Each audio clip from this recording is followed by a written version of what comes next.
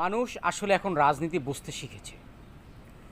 মানুষ এখন এটাই বুঝতে শিখেছে যে আসলে আমরা যেসব রাজনৈতিক নেতাদেরকে আমরা নির্বাচন দিয়ে পাশ করাই, যাদেরকে ভোট দিয়ে আমরা পাশ করাই, আসলে তারা আমাদের জন্য কোনো চিন্তা ভাবনা করে না। তারা নিজেদের বোঝা করার জন্য, তারা বিদেশে পাড়ি জমানোর জন্য লক্ষ লক্ষ বিলিয়ন ডলার দেশ থেকে বিদেশে পাচার করার জন্য, তারা সুখে শান্তিতে তার স্ত্রী পুত্র সন্তানদেরকে বিদেশে পড়ালেখা করার জন্য এবং বেগম পাড়া করার জন্য তারা এই বাংলাদেশের মানুষের সাথে আত্মপ্রবঞ্চনা করে মানুষকে সেবার নামে তারা রাজনীতি করে। আসলে এই মুহূর্তে মানুষ এই ৮ মাসে এই কথাটা বুঝতে শিখেছে যে এই বিষয়টা যদি এভাবে চলতে থাকে তাহলে আমরা চিরকাল সেই দাসের মতোই থাকব।